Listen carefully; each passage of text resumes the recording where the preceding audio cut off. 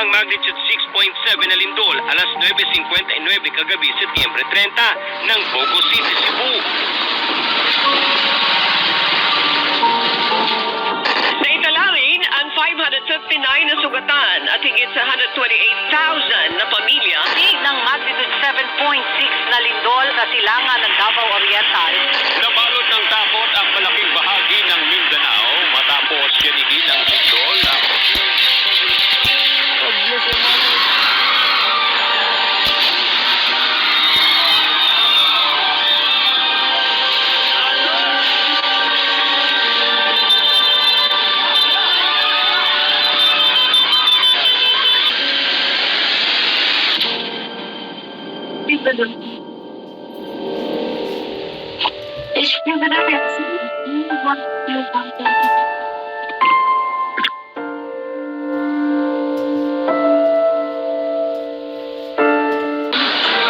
Nakatuog na ko.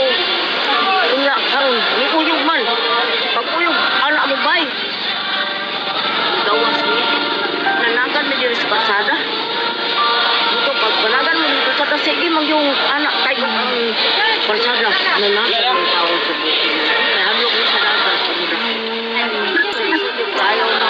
Daling lilit. Anak po, Jud. Iya, pagka alas 6 kapin, hindi sundin siya. Sige, kuyog ang yuka.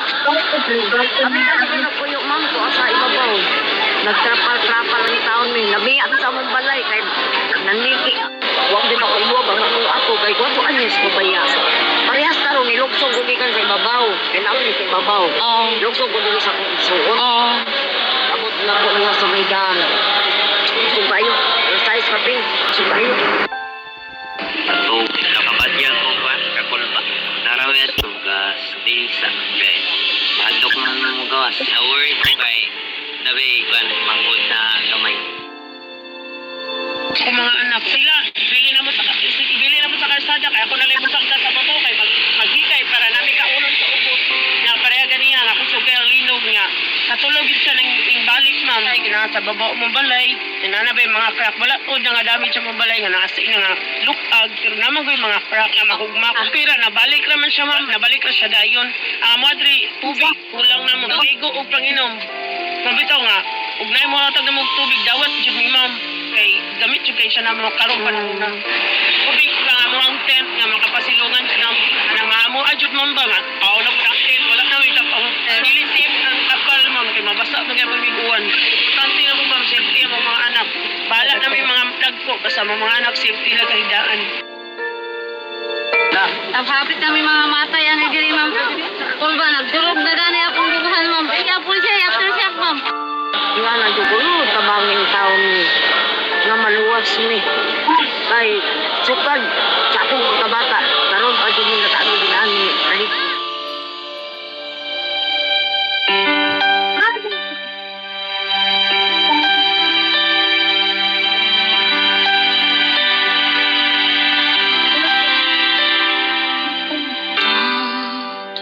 Don't lose your faith, hold on. Believe that someone is watching and he hears your prayers. Ang motivation ko po ay upang makatulong po sa kapwa ang sarap po sa kalooban dahil nakagawa po tayo ng mabuti nagawa po tayo ng pag-ibig sa isa't isa. For me as individual into volunteering Jud, it is a great avenue for me to help those in need. I feel really, really bad for them. And I hope that this small little act of humanitarian work can do a difference for them.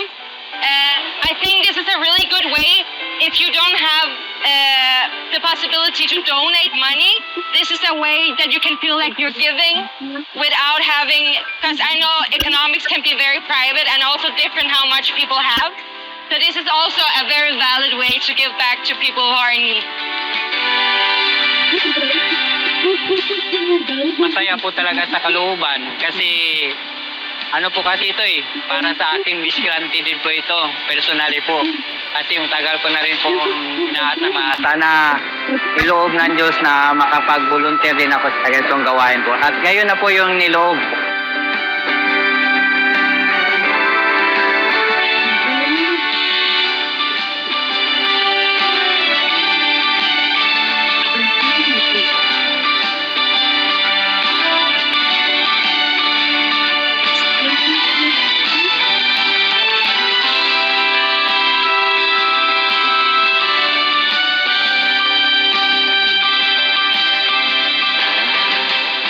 Anumang mabuting gawa, samantalang tayo'y may pagkakataon, gawin natin.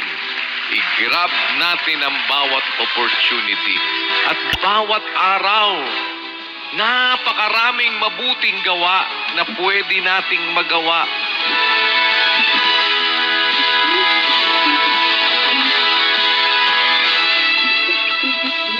Ang utos, banal, matuwid at mabuti.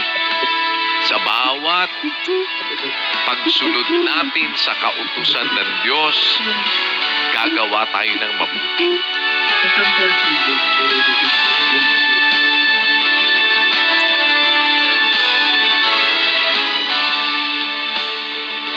Salamat lang niya po sa Ginoo na Ginoo ma'am, sa inyong tabang, anay, atap, basic, sa dili sa tabang.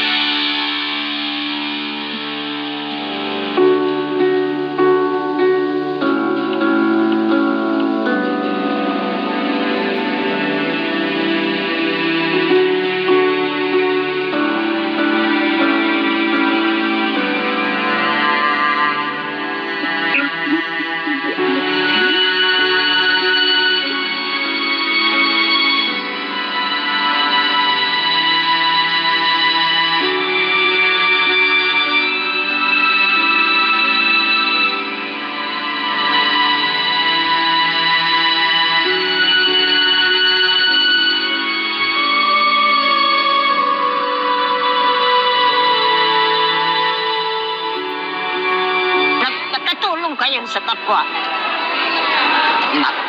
Maka-Diyos, maka-tao. Yun ang totoo na nagsunod kayo sa utos niyo.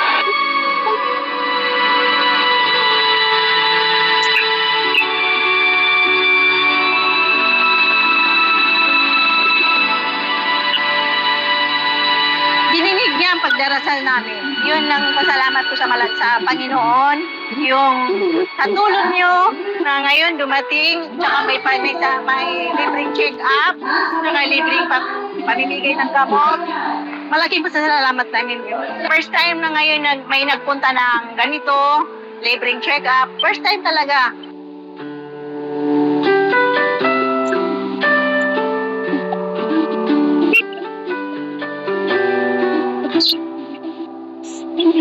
Talagang mahirap talaga nung lumindol na yon. Wala na kami, nagano lang ng mga relief. Kung anong dumating sa gobyerno, tinanggap lang namin. Hindi kami makatrabaho. Kaya pasalamat kami sa MCGI, tumulong sa amin. Maraming salamat sa inyo. Ito lang ang dumating dito na libre. Dito kami, nandito pa yung nagkuha namin, libre to. Papasalamat kami.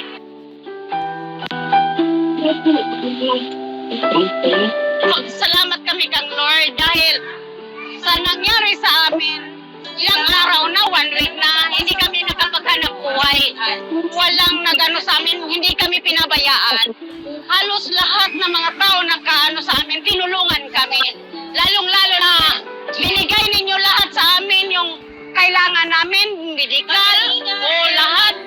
Wala pang nangyari sa amin dito, nagbigay sa amin ng check-up. Ngayon lang kami nakaranas ng ganito, ma'am. Ngayon lang talaga kami nakaranas ng ganito marami. For the first time, ang MCGI na nakapunta dito sa Manay na nagbigay tulong sa amin. Salamat sa Diyos. Isod tayo, ma'am. Muganin, although katawa-katawa lang ko, pero laing yun ako ang ibati. Karon na adlaw, ma'am, dako, kaya ko pasalamat, ma'am. Una-una akong anak na taga-anog tambal, pati akong asawa. Di ako, nagpasalamat ako sa grupo ninyo na kami na natagaan ninyong pansin, na kami natabangan. Dako, ang nga mong pasalamat. Salamat sa Lord na niabot mo rin, nakita ninyo sa among sitwasyon.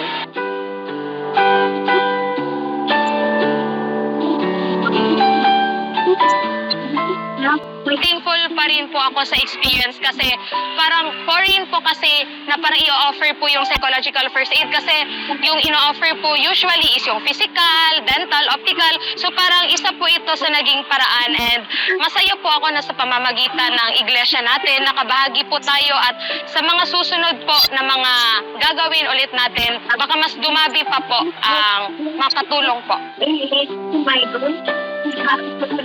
Malaking pasasalamat ko sa NCGI nga dumating kayo dito. Ngayon lang ito nag-opportunidad na napakaganda. At saka maraming salamat sa inyo na nagpunta kayo dito sa amin. Kahit malayo, nagpunta kayo dito sa amin.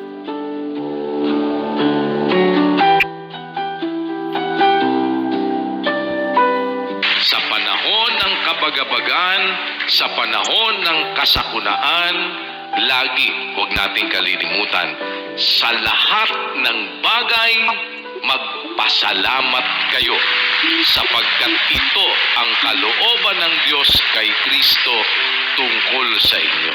Kaya nga, sa araw na ito, sa gitna ng kalamidad, narito ang bayan ng Diyos naghahandog ng pagpapasalamat sa Kanya.